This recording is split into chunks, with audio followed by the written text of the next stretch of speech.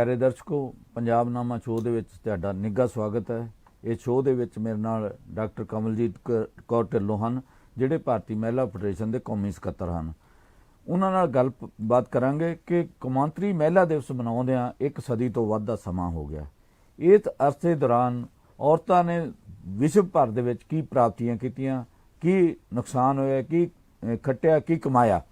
ये बहुत लंबा चौड़ा विषय है। असी गल विदेश की घट ते देश की ज़्यादा करांगे, तो खास करके पंजाब स्पैसिफिक थोड़ी जी ज़्यादा गल करांगे। तो ढिल्लों उन्हां कोलों जाणदे हां कि असी कौमांतरी महिला दिवस मनाउण जा रहे हैं, तो इस समय वो की चुनौतियां देख रही, औरतों नूं किस किस्म दीयां चुनौतियां का सामना करना पै रहा।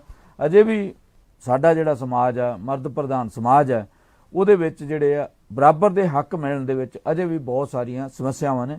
किसे किसे थां दे उपर औरतां नूं काफ़ी हक मिल गए, किसे किसे थां दे उपर औरतां जिहड़ियां जिन्हां नूं वध हक मिले आ, वो किसे किसे थां दे उपर उन्हां दी दुरवरतों भी हुंदी है। पर इसका मतलब ये नहीं भी हक नहीं मिलने चाहिए, बराबर दे हक मिलने चाहिए। तो ढिल्लों जी, तुहाडा की कहना अज कौमांतरी महिला दिवस के संबंध च? शुक्रिया जम्मू जी, अपने दर्शकों के रूबरू करने लई। पहली गल तो यह है कि सब नूं औरत दिवस की बधाई, चाहे वह मर्द है जां औरत है, क्योंकि जदों औरतों के मुद्दों की असीं गल करते हैं तो असीं औरत के दृष्टिकोण तो उन्होंने जिहड़ियां समस्यावां ने उसके बारे असीं निरख परख उसकी पड़चोल करते हैं। ये दिन जिहड़ा है ये समूचे संसार दे विच 8 मार्च बहुत सारे देशों जां साडे जिहड़े कॉन्टीनेंट हर थां ते मनाया जाता है।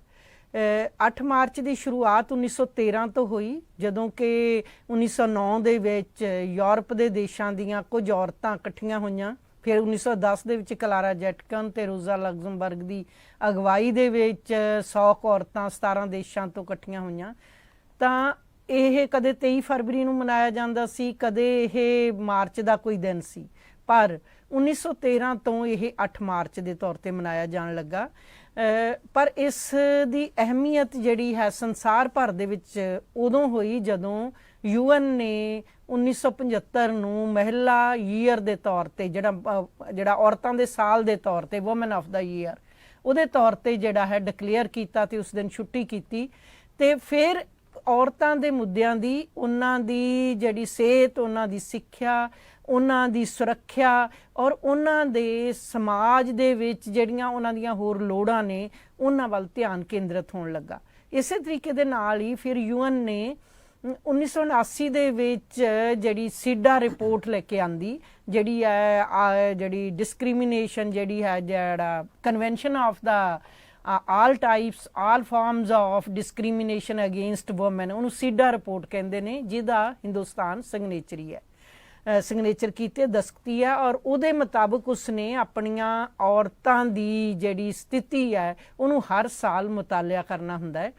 ਮੈਂ ਇੱਕ ਗੱਲ ਇਹ ਕਹਿਣਾ ਚਾਹਾਂਗੀ ਕਿ ਉਸ ਤੋਂ ਬਾਅਦ ਫਿਰ 1985 ਚ ਹੋਰ ਬਹੁਤ ਸਾਰੀਆਂ ਮੁਹਿੰਮਾਂ ਚੱਲੀਆਂ ਸੰਸਾਰ ਦੇ ਵਿੱਚ।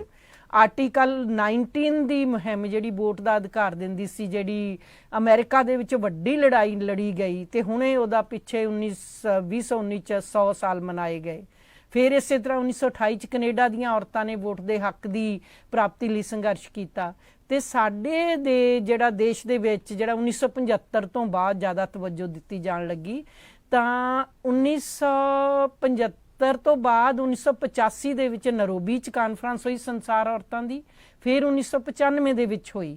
ਫਿਰ 10 ਸਾਲ ਬਾਅਦ ਜਿਹੜਾ ਹੈ ਬੀਜਿੰਗ ਪਲੱਸ ਦੇ ਤੌਰ ਤੇ। ਮੇਰਾ ਕਹਿਣ ਦਾ ਭਾਵ ਇਹ ਹੈ ਕਿ ਇਸ ਤਰੀਕੇ ਦੇ ਨਾਲ ਜਿਹੜਾ ਹੈ ਸੰਸਾਰ ਪੱਧਰ ਦੇ ਉੱਤੇ ਜਦੋਂ ਜਿਹੜੀਆਂ ਸਾਡੀਆਂ ਖੱਬੇ ਪੱਖੀ ਜਥੇਬੰਦੀਆਂ, ਸਾਡੀਆਂ NGOs ਤੇ ਸਰਕਾਰ ਦਾ ਔਰਤਾਂ ਦਾ ਪ੍ਰਤੀਨਿਧ ਮੰਡਲ ਸ਼ਾਮਲ ਹੋਇਆ, ਤਾਂ ਦੋਨੇ ਹੀ ਜਿਹੜੀਆਂ 1985 ਤੇ 95 ਦੀ ਜਿਹੜੀਆਂ ਸਾਡੇ ਸੰਮੇਲਨ ਸਨ, ਉਹਦੇ ਵਿੱਚ ਜਿਹੜੀਆਂ ਸਮਾਜ ਸੇਵੀ ਸੰਸਥਾਵਾਂ ਸਨ, ਜਿਹੜੀ ਉਹਨਾਂ ਨੇ ਰਿਪੋਰਟ ਪੇਸ਼ ਕੀਤੀ ਔਰਤਾਂ ਬਾਰੇ, ਉਹਨੂੰ UN ਨੇ ਤਵੱਜੋ ਦਿੱਤੀ। ਜਦੋਂ ਕਿ ਸਰਕਾਰ ਵੱਲੋਂ ਪੇਸ਼ ਜਿਹੜੇ ਅੰਕੜੇ ਸਨ ਉਹ ਜ਼ਿਆਦਾ ਵਾਜਿਬ ਨਹੀਂ ਸਨ ਤੇ ਜ਼ਿਆਦਾ ਭਰੋਸੇਯੋਗ ਨਹੀਂ ਸਨ। ਤੇ ਅੱਜ ਜਦੋਂ ਅਸੀਂ 2022 ਦੇ ਵਿੱਚ ਮਹਿਲਾ ਦਿਵਸ ਮਨਾ ਰਹੇ ਹਾਂ, ਉਹਦੇ ਵਿੱਚ ਔਰਤਾਂ ਨੇ ਬਹੁਤ ਕੁਝ ਪ੍ਰਾਪਤ ਵੀ ਕੀਤਾ ਹੈ। ਇਹਦੇ ਵਿੱਚ ਅਸੀਂ ਇਹ ਨਹੀਂ ਕਹਿ ਸਕਦੇ ਕਿ ਕੁਝ ਪ੍ਰਾਪਤ ਨਹੀਂ ਕੀਤਾ। ਪਰ ਅਜੇ ਬਹੁਤ ਕੁਝ ਪ੍ਰਾਪਤ ਕਰਨਾ ਬਾਕੀ ਹੈ। ਜਿਵੇਂ ਅਸੀਂ ਕਹੀਏ ਕਿ ਰਾਜਨੀਤੀ ਦੇ ਵਿੱਚ ਸਾਡੀ ਸੰਸਦ ਵਿੱਚ ਔਰਤਾਂ ਦੀ ਨਿਗੂਣੀ ਗਿਣਤੀ ਹੈ। ਪੰਜਾਬ ਦੇ ਵਿੱਚ ਹੁਣੇ ਹੋਈਆਂ ਚੋਣਾਂ ਦੇ ਵਿੱਚ ਸਿਰਫ 7% ਔਰਤਾਂ ਨੂੰ ਜਿਹੜੀਆਂ ਸਾਡੀਆਂ ਪਾਰਟੀਆਂ ਨੇ, ਰਾਜਨੀਤਿਕ ਪਾਰਟੀਆਂ ਨੇ, ਟਿਕਟਾਂ ਹੀ ਨਹੀਂ ਦਿੱਤੀਆਂ। 7% ਔਰਤਾਂ ਨੂੰ ਟਿਕਟਾਂ ਦਿੱਤੀਆਂ। ਇਹ ਇੱਕ ਹਾਂਦਰੂ ਪ੍ਰਵਿਰਤੀ ਹੈ ਤੇ ਇਹਦੇ ਵੱਲੋਂ ਪਤਾ ਲੱਗਦਾ ਹੈ ਕਿ ਜਿਹੜੀਆਂ ਰਾਜਨੀਤਿਕ ਪਾਰਟੀਆਂ ਨੇ ਉਹ ਔਰਤਾਂ ਨੂੰ ਕਿੰਨੀ ਤਵੱਜੋ ਦਿੰਦੀਆਂ ਨੇ। ਤੇ ਨਾਲ ਦੀ ਨਾਲ ਉਹ ਆਪਣੇ ਨਾਅਰਿਆਂ ਦੇ ਵਿੱਚ ਲੋਕ ਲੁਭਾਵਣੇ ਨਾਅਰੇ ਜ਼ਰੂਰ ਦੇਣਗੀਆਂ ਕਿ ਅਸੀਂ 1000 ਦੇ ਦਿਆਂਗੇ, ਕੋਈ 2000, ਜਿਵੇਂ ਮੰਡੀ ਲੱਗੀ ਹੁੰਦੀ, ਬੋਲੀ ਲਾਉਂਦੇ ਨੇ ਮਾਰਕੀਟ ਦੇ ਵਿੱਚ। ਜਦੋਂ ਕਿ ਉਹਨਾਂ ਦੀ ਪਰ ਇਹਦੇ ਨਾਲੋਂ ਵੀ ਵੱਧ ਤਰਾਸਦਿਕ ਸਥਿਤੀ ਤਾਂ ਇਹ ਹੈ ਜਿਹੜੀ ਭਰੂਣ ਹੱਤਿਆ ਦੀ ਹੈ। ਪੰਜਾਬ, ਹਰਿਆਣਾ ਦੇਸ਼ ਦੇ ਉਹਨਾਂ ਸੂਬਿਆਂ ਦੇ ਵਿੱਚ ਹੈ ਜਿੱਥੇ ਵੱਡੇ ਪੱਧਰ ਤੇ ਭਰੂਣ ਹੱਤਿਆ ਹੁੰਦੀ। ਸਪੈਸ਼ਲ ਕੰਪੇਨ ਮੁਹਿੰਮ ਚਲਾਈ ਗਈ, ਉਹਦੇ ਨਾਲ ਕੁਝ ਸੁਧਾਰ ਹੋਈ ਹੈ। ਤੇ ਮਾੜੀ ਗੱਲ ਉਦੋਂ ਹੋਰ ਹੁੰਦੀ ਹੈ ਜਦੋਂ ਸਾਡਾ ਫਤਿਹਗੜ੍ਹ ਵਰਗਾ ਜ਼ਿਲ੍ਹਾ ਜਿਹੜਾ ਹੈਗਾ, ਜਿੱਥੇ ਛੋਟੇ ਸਾਹਿਬਜ਼ਾਦਿਆਂ ਨੇ ਆਪਣੀ ਸ਼ਹਾਦਤ ਦਿੱਤੀ, ਮਾਤਾ ਗੁਜਰੀ ਉੱਥੇ ਉਹ ਸ਼ਹਿਰ ਦੇ ਵਿੱਚ ਉਹਨਾਂ ਦਾ ਜਿਹੜੀ ਹੈ ਉਹ ਵੀ ਸ਼ਹਾਦਤ ਹੋਈ। ਉਹ ਸ਼ਹਿਰ ਦੇ ਵਿੱਚ ਇਹ ਸਥਿਤੀ ਹੋਵੇ, ਉਸ ਜ਼ਿਲ੍ਹੇ ਦੇ ਵਿੱਚ ਇਹ ਹੋਵੇ, ਇਹਦੇ ਤੋਂ ਲੱਗਦਾ ਵੀ ਸਿੱਖੀ ਦੀਆਂ ਜਿਹੜੀਆਂ ਇਹ ਮਾਣ ਮਰਿਆਦਾ ਨੇ, ਜਿਹੜੀਆਂ ਰਵਾਇਤਾਂ ਨੇ, ਉਹਨੂੰ ਕਿੰਨਾ ਕੁ ਫੋਲੋ ਕੀਤਾ ਜਾਂਦਾ, ਕਿੰਨਾ ਕੁ ਮੰਨਿਆ ਜਾਂਦਾ। ਹਰ ਸਾਲ ਅਸੀਂ ਛੋਟੇ ਸਾਹਿਬਜ਼ਾਦਿਆਂ ਦਾ ਜਿਹੜਾ ਅਸੀਂ ਦਿਨ ਮਨਾਉਂਦੇ ਉੱਥੇ 26 ਦਸੰਬਰ ਨੂੰ ਮਨਾਉਂਦੇ ਹਾਂ। ਤਾਂ ਇਹ ਸਾਡੇ ਕੁਝ ਇੰਡੀਕੇਟਰ ਨੇ ਜਿਹੜੇ ਇਹ ਸੰਕੇਤ ਕਰਦੇ ਆ ਕਿ ਅਸੀਂ ਬਰਾਬਰਤਾ ਦਾ ਦਰਜਾ ਦੇਣ ਵਾਲੇ ਜਦੋਂ ਕੁੜੀ ਦਾ ਮਾਮਲਾ ਆਉਂਦਾ ਉਦੋਂ ਕੀ ਵਿਹਾਰ ਕਰਦੇ ਆ। ਜੰਮੂ ਜੀ, ਇਹ ਬੜੀ ਨਾਵਾਚਕ ਪਰਿਸਥਿਤੀ ਹੈ। ਅਸੀਂ ਸਿਰਫ ਧਰਮ ਨੂੰ ਇੱਕ ਸਲੋਗਨ ਦੇ ਤੌਰ ਤੇ, ਇੱਕ ਨਾਅਰੇ ਦੇ ਤੌਰ ਤੇ ਵਰਤਦੇ ਹਾਂ, ਪ੍ਰੈਕਟਿਸ ਦੇ ਵਿੱਚ ਨਹੀਂ ਹੈ। ਕਿਉਂਕਿ ਜਿਸ ਤਰੀਕੇ ਦੇ ਨਾਲ ਸਾਡੇ ਕੋਲੇ ਕਾਨੂੰਨ ਤਾਂ ਹੈਗੇ ਨੇ, ਪਰ ਜਿਹੜੀਆਂ ਇੰਪਲੀਮੈਂਟਿੰਗ ਏਜੰਸੀਜ਼ ਹੈ ਉਹਨੂੰ ਜਿਹੜਾ ਇੱਕ ਸਧਾਰਨ ਤਰੀਕੇ ਨਾਲ ਜਿਹੜੀ ਹੈ ਉਹਨੂੰ ਲਾਗੂ ਨਹੀਂ ਕਰਦੀਆਂ। ਫਾਰ ਐਗਜ਼ਾਮਪਲ, ਔਰਤ ਨੂੰ ਇਨਸਾਨ ਹੋਣ ਦੇ ਨਾਤੇ, ਜਿਹੜੇ ਜਮਹੂਰੀ ਹੱਕ ਨੇ ਉਹਦੇ, ਉਸ ਦੇ ਨਾਤੇ ਹੀ ਉਸਨੂੰ ਅਧਿਕਾਰ ਮਿਲਣੇ ਚਾਹੀਦੇ ਨੇ। ਪਰ ਕਿਉਂਕਿ ਪਿੱਤਰ ਸੱਤਾਤਮਕ ਜਿਹੜੀ ਸੋਚ ਹੈ, ਸਮਾਜ ਦੇ ਵਿੱਚ ਜਿਹੜੀ ਸਾਡੀ ਰਹਿਤਲ ਹੈ, ਉਹਦੇ ਵਿੱਚ ਔਰਤ ਦਾ ਦਰਜਾ ਅਜੇ ਵੀ ਨੀਵਾਂ ਹੈ। ਕੁਝ ਇੱਕ ਹੱਦ ਤੱਕ ਜਿਹੜੀਆਂ 2% 3% ਔਰਤਾਂ ਜਿਹੜੀਆਂ ਨੇ, ਜਾਂ 5% ਔਰਤਾਂ ਜਿਹੜੀਆਂ ਨੇ, ਉਹ ਆਪਣੇ ਹੱਕਾਂ ਦੀ ਵਰਤੋਂ ਕਰ ਸਕਦੀਆਂ। ਉਹ ਵੀ ਮੈਂ ਕੱਲ ਤੋਂ ਹੀ ਮੈਂ ਇੱਕ ਸ਼ੇਅਰ ਕਰਨਾ ਚਾਹਾਂਗੀ ਆਪਣੇ ਦਰਸ਼ਕਾਂ ਨਾਲ। ਕੱਲ 2 ਦਿਨ ਪਹਿਲਾਂ ਇੱਕ ਲੜਕੀ ਜਿਹੜੀ ਬੜੀ ਵਰਨੇਬਲ ਹੈ, ਬੜੀ ਜਿਹੜੀ ਵਰਕਿੰਗ ਕਲਾਸ ਦੀ ਹੈ, ਉਸ ਦਾ ਪਤੀ ਉਸਦੀ ਐਬਸੈਂਸ ਦੇ ਵਿੱਚ ਉਹਦਾ ਘਰ ਦਾ ਸਮਾਨ, ਉਸਦੀ ਬਿਲੋਂਗਿੰਗ ਸਾਰੀਆਂ ਚੱਕ ਕੇ ਲੈ ਗਿਆ। 3 ਦਿਨ ਹੋ ਗਏ ਸਾਨੂੰ ਮੋਹਾਲੀ ਪੁਲਿਸ ਨਾਲ ਖੱਪਦਿਆਂ ਕਿ ਉਸ ਦਾ ਸਮਾਨ ਵਾਪਸ ਕਰੋ। ਈਵਨ ਚੁੱਲ੍ਹਾ, ਗੈਸ, ਸਾਰੇ ਉਸਦੀਆਂ ਬਿਲੋਂਗਿੰਗਸ, ਅੰਡਰ ਗਾਰਮੈਂਟਸ ਵੀ ਉਹ ਚੱਕ ਕੇ ਲੈ ਗਿਆ। ਤੇ ਉੱਥੇ ਇੱਕ ਪੱਤਰਕਾਰ ਦੀ ਮਦਦ ਦੇ ਨਾਲ ਅਸੀਂ ਥੋੜੀ ਉਹਦੀ ਡੀਐਸਪੀ ਨਾਲ ਗੱਲ ਕਰਨ ਦੀ ਕੋਸ਼ਿਸ਼ ਕੀਤੀ ਤਾਂ ਸਾਡੀ ਗੱਲ ਸੁਣੀ ਗਈ। ਗੱਲ ਇਹ ਹੈ ਕਿ ਜਿਹੜੇ ਰਸੂਖਦਾਰ ਬੰਦੇ ਨੇ ਉਹ ਆਪਣੀ ਗੱਲ ਮਨਾ ਲੈਂਦੇ ਨੇ। ਜਿਹੜਾ ਅਸਲ ਦੇ ਵਿੱਚ ਤਾਂ ਜਿਹੜੇ ਸਾਡੇ ਡੈਮੋਕ੍ਰੈਟਿਕ ਰਾਈਟਸ ਹੈ ਉਹ ਬਿਨਾਂ ਕਿਸੇ ਸਿਫਾਰਿਸ਼ ਤੋਂ ਹਰ ਇੱਕ ਇਨਸਾਨ, ਜਰਨਲ ਜਿਹੜਾ ਇਨਸਾਨ ਉਹਦੇ ਤੱਕ ਪਹੁੰਚਣੇ ਚਾਹੀਦੇ ਆ।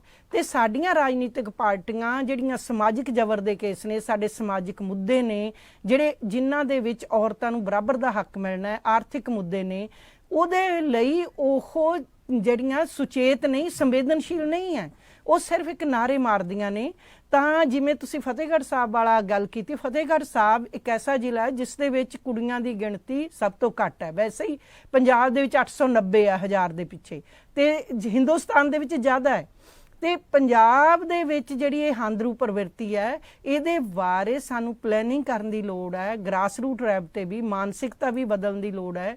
ਪਰ ਜਦੋਂ ਕਿ ਕੁੜੀਆਂ ਜਿਹੜੀਆਂ, ਪੰਜਾਬ ਵੀ ਇੱਕ ਐਸਾ ਸੂਬਾ ਹੈ, ਹਿੰਦੁਸਤਾਨ ਸਮੁੱਚੇ ਤੌਰ ਤੇ UN ਨੇ ਡਿਕਲੇਅਰ ਕੀਤਾ ਕਿ ਹਿੰਦੁਸਤਾਨ ਜਿਹੜਾ ਹੈ ਔਰਤਾਂ ਦੇ ਲਈ ਸੁਰੱਖਿਅਤ ਨਹੀਂ ਹੈ। ਉਹਨਾਂ ਦੇ ਉੱਤੇ ਹਿੰਸਾ, ਰੇਪ ਦੀਆਂ ਘਟਨਾਵਾਂ, ਪਿਛਲੇ ਦਿਨਾਂ ਦੇ ਵਿੱਚ 1 ਮਹੀਨਾ ਪਹਿਲਾਂ ਦਿੱਲੀ ਦੇ ਵਿੱਚ ਸ਼ਰੇਆਮ ਜਿਹੜਾ ਦਿਨ ਦਿਹਾੜੇ ਇੱਕ ਕੁੜੀ ਦਾ ਰੇਪ ਕੀਤਾ ਜਾਂਦਾ ਹੈ ਔਰ ਉਹਦੀ ਮੂੰਹ ਕਾਲਾ ਕਰਕੇ, ਕਿਉਂਕਿ ਉਹ ਇੱਕ ਸਿਰਫ ਇਸ ਕਰਕੇ ਕਿ ਉਹ ਇੱਕ ਜਿਹੜੀ ਜਾਤੀ ਔਰ ਜਿਹੜਾ ਵੈਂਡਾਟਾ ਉਹਦਾ ਸੀ, ਇੱਕ ਉਹਦੇ ਨਾਲ ਉਹਨੂੰ ਇੱਕ ਤਰੀਕੇ ਦੇ ਨਾਲ ਉਹ ਜਾਤੀ ਉਦੋਂ ਬਦਲਾ ਲੈਣ ਦੇ ਲਈ ਇਹ ਗੱਲ ਕੀਤੀ ਗਈ। ਤੇ ਪਰ ਉੱਥੋਂ ਦੀ ਜਿਹੜੀ ਸਾਡੀ ਸਰਕਾਰ ਸੀ ਦਿੱਲੀ ਦੀ, ਉਹਨੇ ਉਹ ਜਿਹੜੇ ਹਰ ਗਲੀ ਦੇ ਵਿੱਚ ਜਿਹੜੇ ਸ਼ਰਾਬ ਦੇ ਜਿਹੜੇ ਅਵੈਧ ਧੰਦੇ ਨੇ, ਨਾ ਹੀ ਉਹ ਬੰਦ ਕੀਤੇ ਔਰ ਨਾ ਹੀ ਉਹ ਕੁੜੀ ਦੀ ਜਿਹੜੀ ਮਾਨਸਿਕ ਸਿਹਤ ਲਈ ਕੁਝ ਕੀਤਾ, ਉਹਨੂੰ ਵਾਪਸ ਉਸਦੇ ਘਰ ਛੱਡ ਗਏ। ਸੋ ਇਸ ਤਰੀਕੇ ਦੇ ਨਾਲ ਜਿਹੜਾ ਰਵੱਈਆ ਹੈ, ਜਿਹੜਾ ਐਟੀਟਿਊਡ ਹੈ, ਜਿੰਨੀ ਦੇਰ ਤੱਕ ਸਰਕਾਰਾਂ ਦਾ, ਖਾਸ ਕਰਕੇ ਪੁਲਿਸ ਦਾ, ਕੋਰਟਾਂ ਦਾ ਤੇ ਸਾਡੇ ਸਮੁੱਚੇ ਸਮਾਜ ਦਾ ਨਹੀਂ ਬਦਲਦਾ, ਔਰਤਾਂ ਨੂੰ ਇੱਕ ਇਨਸਾਨ ਵਜੋਂ ਤਸਲੀਮ ਨਹੀਂ ਕੀਤਾ ਜਾਂਦਾ, ਉਨੀ ਦੇਰ ਤੱਕ ਔਰਤਾਂ ਦੀ ਜਿਹੜੀ ਬਰਾਬਰੀ ਦਾ ਸਵਾਲ ਹੈ ਉਹ ਅਧੂਰਾ ਹੈ। ਪਰ ਇੱਕ ਹੁਣੇ ਰਿਪੋਰਟ ਜਿਹੜੀ ਹੈ ਕੇਂਦਰ ਸਰਕਾਰ ਕੋਲ ਆਈ, ਜਿਹੜੀ ਸਿਹਤ ਬਾਰੇ ਸੀਗੀ, ਉਹਦੇ ਵਿੱਚ ਇਹ ਕਿਹਾ ਜਾਂਦਾ ਪੰਜਾਬ ਦੇ ਵਿੱਚ ਔਰਤਾਂ ਜਿਹੜੀਆਂ ਹਰਿਆਣੇ ਦੇ ਵਿੱਚ, ਉਹਨਾਂ ਦੀ ਅਨੇਮਿਕ ਔਰਤਾਂ ਦੀ ਗਿਣਤੀ ਜਿਹੜੀ ਪਿਛਲੇ ਵਾਰ ਨਾਲੋਂ ਵੱਧ ਗਈ ਹੈ। ਜਿਹੜਾ ਪੰਜਾਬ ਹੈ ਜਿਹਨੂੰ ਖੁਸ਼ਹਾਲ ਕਿਹਾ ਜਾਂਦਾ, ਹਰਿਆਣੇ ਨੂੰ ਖੁਸ਼ਹਾਲ ਸੂਬਾ ਮੰਨਿਆ ਜਾਂਦਾ। ਜੇ ਇੱਥੇ ਔਰਤਾਂ ਦੀ ਸਥਿਤੀ ਜਿਹੜੀ ਹੈ, ਸਿਹਤ ਇਸ ਪਾਸੇ ਵੱਲ ਨੂੰ ਜਾਂਦੀ ਹੈ, ਤੇ ਇਹਦੇ ਲਈ ਕਿਹਨੂੰ ਜ਼ਿੰਮੇਵਾਰ ਠਹਿਰਾਇਆ ਜਾਵੇ? ਇਹ ਤੇ ਜਿਹੜੀ ਪੰਜਾਬ ਔਰ ਹਿੰਦੁਸਤਾਨ ਦੀਆਂ ਸਰਕਾਰਾਂ ਨੇ 57% ਔਰਤਾਂ, 29% ਮਰਦ, ਇਸੇ ਤਰੀਕੇ ਨਾਲ ਸਾਡੇ ਬੱਚੇ ਜਿਹੜੇ ਜਣੇਪਾ ਹਾਲਤਾਂ ਦੇ ਵਿੱਚ ਮਰ ਜਾਂਦੇ ਨੇ, ਔਰਤਾਂ ਨੇ। ਈਵਨ ਕਿ ਸਾਡੀਆਂ ਬਹੁਤ ਸਾਰੀਆਂ ਔਰਤਾਂ ਦਾ ਜਿਹੜਾ ਜਣੇਪਾ ਰਸਤਿਆਂ 'ਚ ਹੋ ਜਾਂਦਾ। ਸਾਡੇ ਜਿਹੜੇ ਡਿਸਪੈਂਸਰੀਜ਼ ਨੇ, ਹੋਰ ਉਹ ਜਿਹੜੀਆਂ ਪਿੰਡਾਂ ਦੇ ਵਿੱਚ ਸਿਹਤ ਸਹੂਲਤਾਂ ਨਹੀਂ ਹੈ। ਦੂਸਰੇ ਪਾਸੇ ਪ੍ਰਾਈਵੇਟਾਈਜ਼ ਕਰਨ ਦੇ ਨਾਲ ਸਿਹਤ ਸਹੂਲਤਾਂ ਬਹੁਤ ਮਹਿੰਗੀਆਂ ਹੋ ਗਈਆਂ। ਉਹ ਇੱਕ ਸਧਾਰਨ ਇਨਸਾਨ ਦੇ ਤੋਂ ਜਿਹੜੀਆਂ ਉਹਦੀ ਸੀਮਾ ਰੇਖਾ ਤੋਂ, ਜਿਹੜੀ ਉਹਦੀ ਆਰਥਿਕ ਜਿਹੜੀ ਪਹੁੰਚ ਹੈ, ਉਸ ਤੋਂ ਬਾਹਰ ਚਲੀਆਂ ਗਈਆਂ ਨੇ। ਸੋ ਇਸ ਕਰਕੇ ਪਹਿਲੀ ਗੱਲ ਤਾਂ ਇਹ ਹੈ ਕਿ ਸਾਡੇ ਕਾਨੂੰਨ ਨੇ ਉਹਦੇ ਲਈ ਪੁਲਿਸ ਸੁਧਾਰਾਂ ਦੀ ਬਹੁਤ ਵੱਡੀ ਲੋੜ ਹੈ। ਦੂਸਰੇ ਪਾਸੇ ਸਾਡੀਆਂ ਔਰਤਾਂ ਦੇ ਜਿਹੜੇ ਸਾਡੇ ਸਿਹਤ ਸਹੂਲਤਾਂ ਨੇ, ਉਹਨਾਂ ਦੇ ਸੁਧਾਰਾਂ ਦੀ ਲੋੜ ਹੈ, ਚਾਹੇ ਉਹ ਪੰਜਾਬ ਦੇ ਪੱਧਰ ਤੇ ਹੈ, ਚਾਹੇ ਉਹ ਹਿੰਦੁਸਤਾਨ ਦੇ ਪੱਧਰ ਤੇ ਹੈ। ਇਸੇ ਤਰੀਕੇ ਨਾਲ ਸੁਰੱਖਿਆ ਦੀ ਲੋੜ ਹੈ ਕਿ ਇੱਕ ਕੁੜੀ ਜਿਹੜੀ ਹੈ 6 ਵਜੇ ਤੋਂ ਬਾਅਦ ਬਾਹਰ ਨਿਕਲਣਾ, ਉਹਦੇ ਲਈ ਮਾਪਿਆਂ ਨੂੰ ਫਿਕਰ ਪਿਆ ਹੁੰਦਾ ਕਿ ਉਹ ਸਮਾਜ ਜਿਸ ਦੇ ਵਿੱਚ ਔਰਤ ਚਾਹੇ ਰਾਤ ਨੂੰ ਚਾਹੇ ਦਿਨ ਦੇ ਵਿੱਚ ਬੇਖੌਫ ਹੋ ਕੇ ਨਹੀਂ ਨਿਕਲ ਸਕਦੀ, ਉਹ ਤੰਦਰੁਸਤ ਸਮਾਜ ਨਹੀਂ ਹੈ। ਇਸੇ ਤਰੀਕੇ ਨਾਲ ਔਰਤਾਂ ਦੀ ਰਿਜ਼ਰਵੇਸ਼ਨ ਦਾ, ਉਹਦੇ ਰੁਜ਼ਗਾਰ ਦਾ ਵੱਡਾ ਮੁੱਦਾ ਹੈ। ਇਹ ਸਾਰੇ ਮੁੱਦਿਆਂ ਨੂੰ ਨਾਅਰੇ ਦੇ ਤੌਰ ਤੇ ਨਹੀਂ, ਸਗੋਂ ਇਸ ਦੇ ਲਈ ਇੱਕ ਪੂਰਾ ਰੋਡ ਮੈਪ, ਪੂਰੀ ਪਲੈਨਿੰਗ ਕਰਕੇ ਔਰ ਉਸ ਨੂੰ ਕਿਸ ਤਰੀਕੇ ਦੇ ਨਾਲ ਇੰਪਲੀਮੈਂਟ ਕਰਨਾ ਹੈ, ਇਹਦੇ ਲਈ ਇਹ ਕੋਈ ਓਵਰਨਾਈਟ ਜਿਹੜਾ ਪਿਛਲੇ ਸਮੇਂ ਦੇ ਵਿੱਚ ਪੰਜਾਬ 'ਚ ਅਸੀਂ ਖਾਸ ਕਰਕੇ ਦੇਖਿਆ ਕਿ ਨਾਅਰੇ ਬੜੇ ਚੱਲੇ ਵੀ ਅਸੀਂ ਰਾਤੋਂ ਰਾਤ ਫਲਾਨਾ ਬੰਦਾ ਇੰਡੀਵਿਜੂਅਲ ਲੈਵਲ ਤੇ ਉਹਨੂੰ ਠੀਕ ਕਰ ਦੇਗਾ। ਇਸ ਤਰ੍ਹਾਂ ਨਹੀਂ ਹੋਣਾ। ਇਹਦੇ ਵਿੱਚ ਭਾਗੀਦਾਰੀ ਸਮਾਜ ਦੀ ਵੀ, ਸਰਕਾਰਾਂ ਦੀ ਵੀ, ਇੰਪਲੀਮੈਂਟ ਏਜੰਸੀਆਂ ਦੀ ਵੀ, ਉਹ ਇਕੱਠੀ ਹੋਏਗੀ ਤੇ ਇਹ ਅੱਜ ਅਸੀਂ ਜੇ ਸ਼ੁਰੂ ਕਰਾਂਗੇ ਤੇ ਇਸ ਦੇ 2-3 ਸਾਲ ਬਾਅਦ ਜਾ ਕੇ ਰਿਜ਼ਲਟ ਆਉਣ ਲੱਗਣਗੇ। ਸੋ ਇਸ ਕਰਕੇ ਸਾਨੂੰ ਇਹ ਚਾਹੀਦਾ ਹੈ ਕਿ ਜੇ ਔਰਤਾਂ ਨੂੰ ਉਹਨਾਂ ਦੇ ਜਮਹੂਰੀ ਹੱਕ ਦੇ ਤੌਰ ਤੇ, ਅਸੀਂ ਆਮ ਕਿਹਾ ਜਾਂਦਾ ਹੈ ਕਿ ਔਰਤਾਂ ਦੇ ਜਿਹੜੇ ਹੱਕ ਨੇ ਉਹ ਹਿਊਮਨ ਰਾਈਟਸ ਦੇ ਹੱਕ ਨੇ, ਉਹਦੇ ਮਨੁੱਖੀ ਅਧਿਕਾਰਾਂ ਦੇ ਹੱਕ ਨੇ, ਤੇ ਔਰਤਾਂ ਦੇ ਮਸਲੇ ਕੋਈ ਔਰਤਾਂ ਦੇ ਨਹੀਂ ਆ, ਇਹ ਸਮਾਜ ਦੇ ਮਸਲੇ ਨੇ। ਔਰ ਜੇ ਅੱਧ ਹੀ ਤੰਦਰੁਸਤ ਨਹੀਂ ਹੈ ਤਾਂ ਫਿਰ ਸਮਾਜ ਦਾ ਜਿਹੜੀ ਹੈ ਉਹ ਤੰਦਰੁਸਤੀ ਦਾ, ਉਹਦੀ ਜਿਹੜੀ ਹੈ ਉਹ ਬਿਮਾਰ ਹੋਏਗਾ। ਚਾਹੇ ਉਹ ਭਰੂਣ ਹੱਤਿਆ ਦਾ ਮਾਮਲਾ ਹੈ, ਚਾਹੇ ਉਹ ਰੇਪ ਦਾ ਮਾਮਲਾ ਹੈ, ਜਾਂ ਸਾਡੀਆਂ ਔਰਤਾਂ ਦੇ ਉੱਤੇ ਹਿੰਸਾ ਦਾ ਮਾਮਲਾ ਹੈ। ਮੈਨੂੰ ਇਹ ਲੱਗਦਾ ਕਿ ਅਗਲੇ ਦਿਨਾਂ ਦੇ ਵਿੱਚ ਗੱਲ ਕਰੀਏ ਕਿ ਮੇਰੇ ਖਿਆਲ ਦੇਸ਼ ਨੇ ਜਿਹੜੀ ਸਿਲਵਰ ਜੁਬਲੀ ਮਨਾ ਰਹੀ ਹੈ, ਇਸ ਗੱਲ ਨੂੰ ਲੈ ਕੇ ਕਿ 33% ਔਰਤਾਂ ਨੂੰ ਜਿਹੜਾ ਪਾਰਲੀਮੈਂਟ ਦੇ ਵਿੱਚ, ਦੇਸ਼ ਦੀਆਂ ਵਿਧਾਨ ਸਭਾਵਾਂ ਦੇ ਵਿੱਚ ਪ੍ਰਤੀਨਿਧਤਾ ਦੇਣੀ ਸੀਗੀ। ਅਸੀਂ ਪੰਚਾਇਤਾਂ ਦੇ ਵਿੱਚ, ਨਗਰ ਕੌਂਸਲਾਂ ਦੇ ਵਿੱਚ ਤਾਂ 50% ਦੇ ਦਿੱਤੀ ਹੈ, ਬਹੁਤ ਸਾਰੇ ਸੂਬਿਆਂ ਨੇ ਦੇ ਦਿੱਤੀ ਹੈ। ਪਰ ਜਿੱਥੇ ਸਥਿਤੀ ਬਦਲਣੀ ਚਾਹੀਦੀ ਹੈ, ਵਿਧਾਨ ਸਭਾਵਾਂ ਦੇ ਵਿੱਚ, ਪਾਰਲੀਮੈਂਟ ਦੇ ਵਿੱਚ 25 ਸਾਲ ਤੋਂ ਵੱਧ ਸਮਾਂ ਹੋ ਗਿਆ ਔਰਤਾਂ ਨੂੰ ਜਦੋਜਹਿਦ ਕਰਦਿਆਂ, ਅੱਜ ਤੱਕ ਨਹੀਂ ਉਹ ਅਸੀਂ ਜਿਹੜਾ ਦੇਣ ਵਾਲਾ ਹੈ। ਜਿਹੜੀ ਮੌਜੂਦਾ ਸਰਕਾਰ ਹੈ, ਜਿਹਨੇ ਵਾਅਦਾ ਕੀਤਾ ਸੀਗਾ ਬੀਜੇਪੀ ਦੇ ਨੇ, ਉਹਨੇ ਵੀ ਇਸ ਗੱਲ ਨੂੰ ਲਾਗੂ ਨਹੀਂ ਕੀਤਾ। ਤੇ ਤੁਸੀਂ ਕੀ ਸਮਝਦੇ ਹੋ ਵੀ ਅੱਜ ਜਿਹੜਾ ਕੌਮਾਂਤਰੀ ਮਹਿਲਾ ਦਿਵਸ ਹੈ, ਇਹਦੇ ਉੱਪਰ ਔਰਤਾਂ ਕੀ ਇਸ ਮਾਮਲੇ ਨੂੰ, ਇਸ 33% ਹਿੱਸਾ ਲੈਣ ਲਈ ਕੀ ਅੱਗੇ ਪ੍ਰੋਗਰਾਮ ਬਣਾਉਣਗੀਆਂ? ਇਸ ਦੇ ਲਈ ਬਹੁਤ ਵੱਡੇ, ਦੇਖੋ ਜਿਹੜਾ 8 ਮਾਰਚ ਦਾ ਦਿਨ ਹੈ, ਇਹ ਇੱਕ ਦਿਨ ਨਹੀਂ ਹੈ, ਇਹ ਮੁਲਾਂਕਣ ਦਾ ਦਿਨ ਹੈ ਕਿ ਔਰਤਾਂ ਨੇ ਕੀ ਖੋਇਆ, ਕੀ ਪਾਇਆ, ਕੀ ਖੱਟਿਆ, ਕੀ ਗਵਾਇਆ।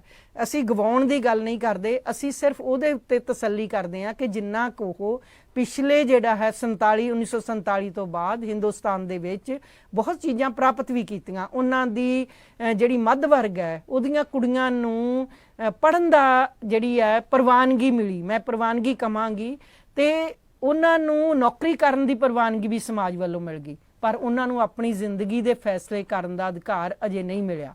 ਜਿੱਥੋਂ ਤੱਕ 33% ਰਿਜ਼ਰਵੇਸ਼ਨ ਦਾ ਸਵਾਲ ਹੈ, 1996 ਦੇ ਵਿੱਚ ਮੈਨੂੰ ਇਸ ਗੱਲ ਦਾ ਮਾਣ ਹੈ ਕਿ ਜਿਸ ਜਥੇਬੰਦੀ ਦੇ ਨਾਲ ਮੈਂ ਸੰਬੰਧਿਤ ਹਾਂ ਉਸਨੇ ਹੀ ਇਸ ਦਾ ਬੀੜਾ ਚੁੱਕਿਆ ਸੀ ਤੇ ਪਾਰਲੀਮੈਂਟ ਦੇ ਵਿੱਚ ਗੀਤਾ ਮੁਖਰਜੀ ਨੇ 1996 ਦੇ ਵਿੱਚ ਇਹ ਬਿੱਲ ਪੇਸ਼ ਕੀਤਾ ਔਰ ਜਿਹੜੀ ਸਿਲੈਕਟ ਕਮੇਟੀ ਕੋਲ ਪਿਆ ਰਿਹਾ, ਇਹ ਪਹਿਲਾਂ ਰਾਜ ਸਭਾ ਦੇ ਵਿੱਚੋਂ ਪਾਸ ਹੋਇਆ। ਹੁਣ ਉਦੋਂ ਬੀਜੇਪੀ ਜਿਹੜੀ ਹੈ ਵਿਰੋਧੀ ਪਾਰਟੀ ਸੀ, ਉਹਨਾਂ ਨੇ ਕਿਹਾ ਕਿ ਜਦੋਂ ਅਸੀਂ ਉਹਦੇ ਵਿੱਚ ਆਵਾਂਗੇ ਸੱਤਾ ਦੇ ਵਿੱਚ ਤੇ ਬਹੁਮਤ ਦੇ ਵਿੱਚ ਅਸੀਂ ਇਸ ਬਿੱਲ ਨੂੰ ਪਾਸ ਕਰਾਂਗੇ, ਪਰ ਇਹ ਉਸਦੇ ਏਜੰਡੇ ਤੇ ਨਹੀਂ ਹੈ। ਸਗੋਂ ਹਿਜਾਬ ਦਾ ਮਸਲਾ, ਕੁੜੀਆਂ ਨੇ ਕੀ ਪਹਿਨਣਾ ਹੈ ਕੀ ਨਹੀਂ ਪਹਿਨਣਾ, ਉਸ ਨੂੰ ਧਰਮ ਦਾ ਮਸਲਾ ਬਣਾ ਕੇ ਪੇਸ਼ ਕੀਤਾ ਗਿਆ। ਇਹ ਜਿਹੜਾ ਸਾਡਾ ਸਮਾਜ ਹੈ, ਖਾਸ ਕਰਕੇ ਆਜ਼ਾਦ ਹਿੰਦੁਸਤਾਨ ਹੈ, ਉਹਦੇ ਵਿੱਚ ਹਰ ਇੱਕ ਸ਼ਹਿਰੀ ਨੂੰ ਇਹ ਹੱਕ ਹੋਣਾ ਚਾਹੀਦਾ, ਚਾਹੇ ਉਹ ਔਰਤ ਹੈ ਜਾਂ ਮਰਦ ਹੈ, ਤੇ ਖਾਸ ਕਰਕੇ ਔਰਤਾਂ ਦੇ ਉੱਤੇ ਕੰਟਰੋਲ ਕੀਤਾ ਜਾਂਦਾ ਹੈ ਕਿ ਉਸਨੇ ਕੀ ਪਹਿਨਣਾ ਹੈ ਕੀ ਖਾਣਾ ਹੈ।